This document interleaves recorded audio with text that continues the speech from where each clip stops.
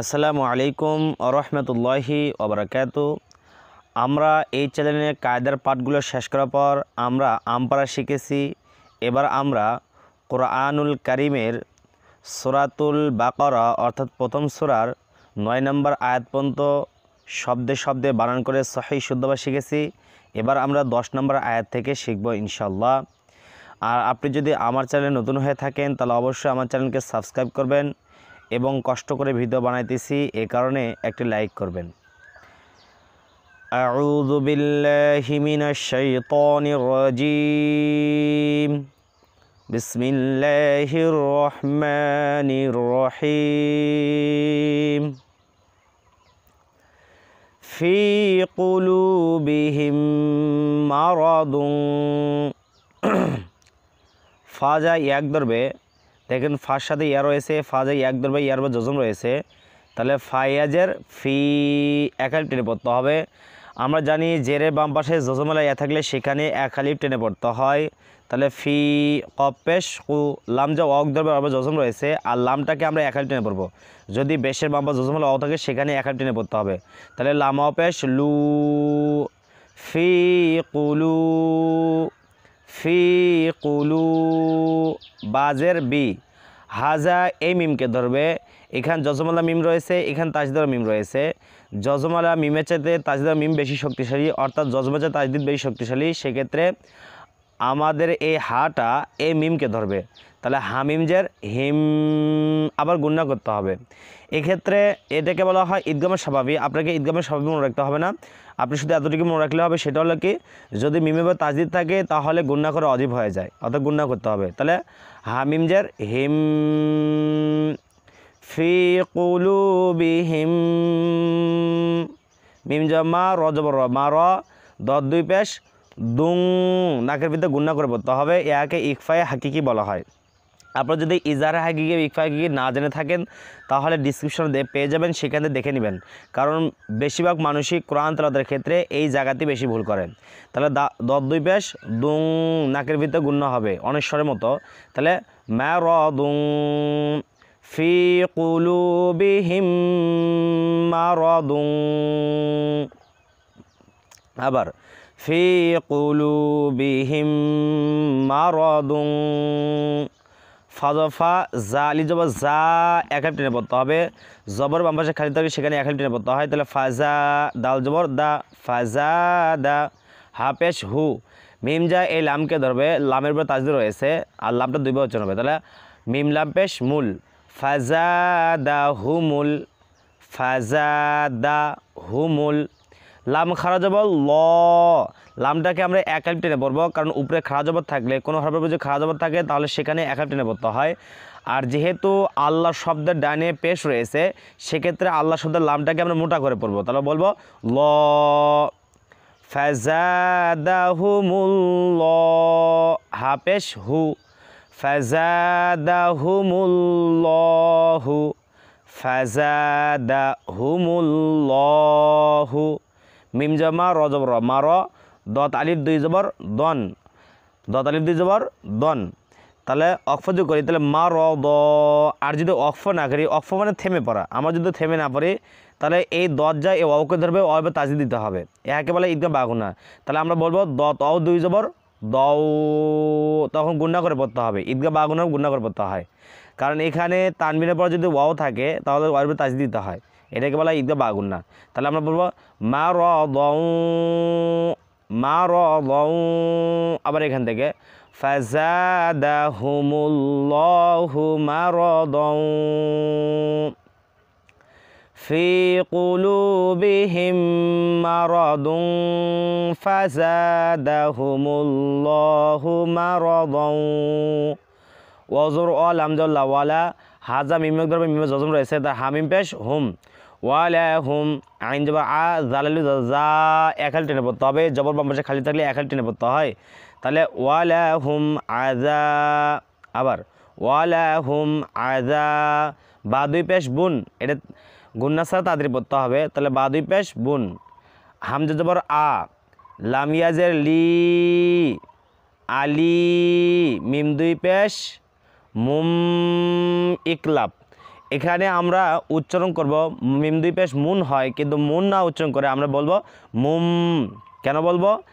যদি তানবিনের পরে কিসের পর, যদি তানবিনের পর বা থাকে অথবা নুন সাকিনের পর বা থাকে, সেক্ষেত্রে এই তানবিদ অথবা নুন সাকিন থাকলে সেই নুন সাকিনকে এই যে ছোট্ট একটি মিম দ্বারা পরিবর্তন করতে হবে।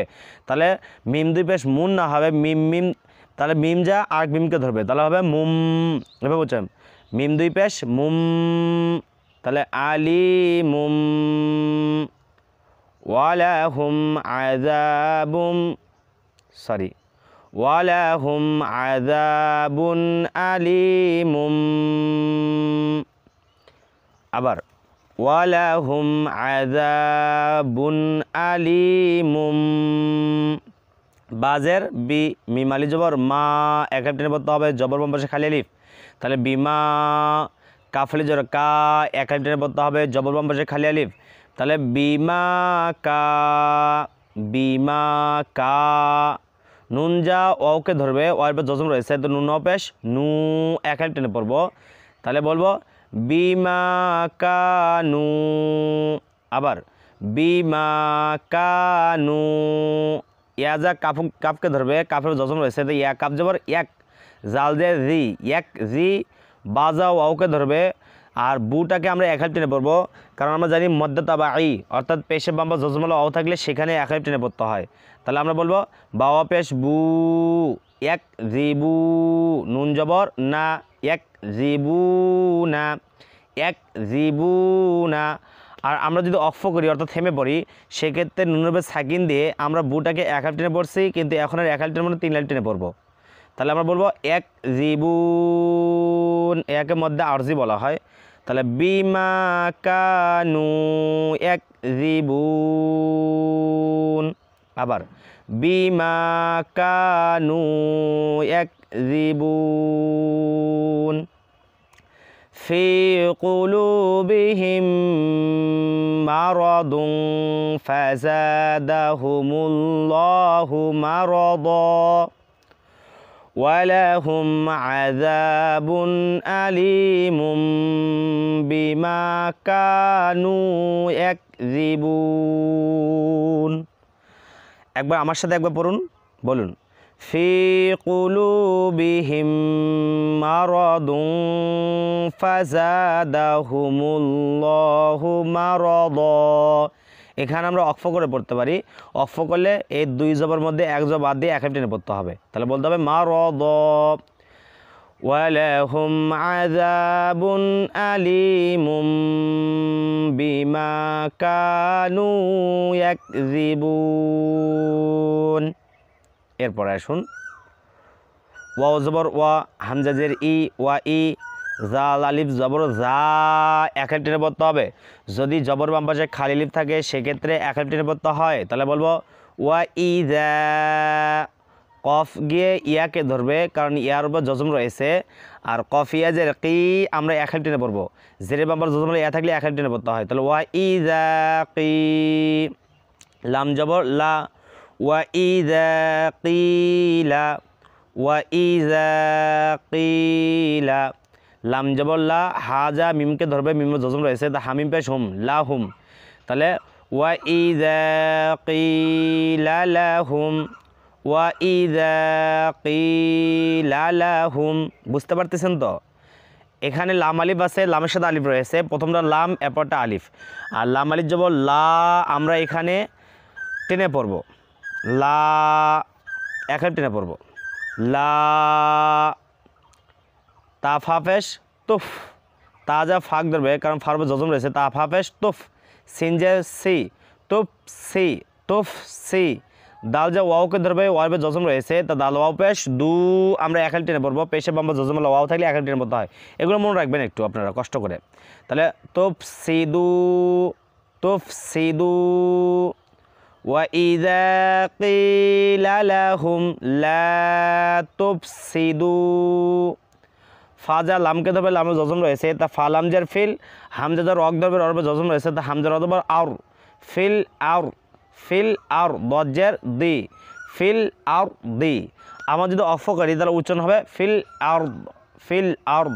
অক্ফ করে পড়তে পারি আর মিলেও পড়তে পারি, আমরা অক্ফ করে পড়ি, এখানে সমস্যা নেই।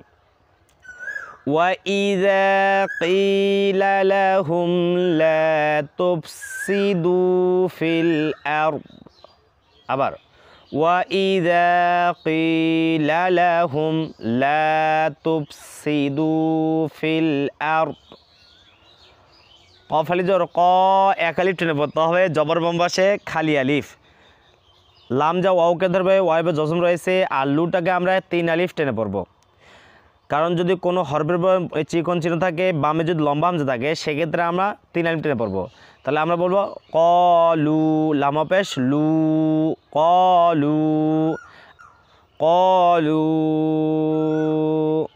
হামজাদা নুনকে ধরবে নুনের তাজির রয়েছে আর নুনটা দীর্ঘ উচ্চারণ হবে আর নুনের তাসি থাকলে গুণনা করা অজীব হয়ে যায় তাহলে আমরা গুণনা করব হামজা নুন জার ইন নুন জবর না ইন না মিম আলিফ জবর মা এক আলিফ টেনে পড়তে হবে ইন্নামা কলু ইন্নামা কলু ইন্নামা নুন যা হাকে ধরবে হাবে জজম রয়েছে তো নুন হা পেশ নুন হা জবর নাহ নুন হা জবর নাহ নুন পেশ নু নাহ নু নাহ নু মিম যা সদকে ধরবে সদবে জজম রয়েছে তা মিম সদ পেশ মুস তাহলে কি হবে নাহ নু মুস নাহ নু মুস নাহ নু মুস লাম জাল্লি হাজা ওয়াওকে ধরবে হারব জজম পেশ রয়েছে হারবে পেশ রয়েছে আর ওয়াইবে জজম রয়েছে সেক্ষেত্রে হাটাকে আমরা এক আলিফ টেনে পড়বো কেন পেশে বাম পাশ জজম লাও থাকলে সেখানে এক আলিফ টেনে পড়তে হয় তাহলে আমরা বলবো হাওয়া পেশ হু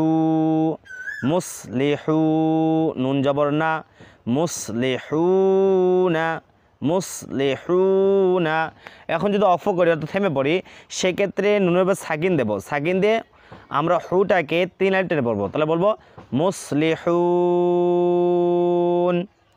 নাহনু মুসলিহুন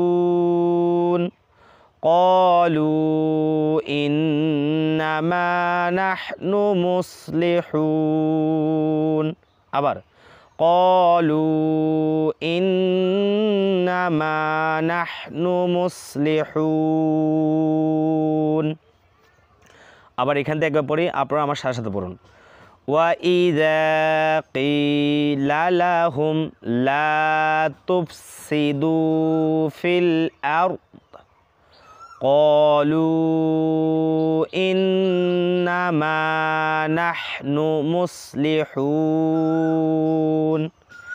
তাহলে আমরা আজকে 10 নম্বর আয়াত এবং 11 নম্বর আয়াত এই পার্টে শিখলাম এবার আমরা পার্ট টু পার্ট অল্প অল্প করে শিখব আর আপনারা ভিডিওগুলো বারবার ট্রাই করবেন আমার সাথে সাথে একবার পড়বেন আমি যেভাবে পড়ি সেভাবে বানান করার চেষ্টা করবেন ইনশাল্লাহ আপনারাও পাবেন কোরআন মাজিদ সহিহ শুদ্ধভাবে পড়তে তাহলে আসসালামু আলাইকুম ওয়া রাহমাতুল্লাহি ওয়া বারাকাতুহু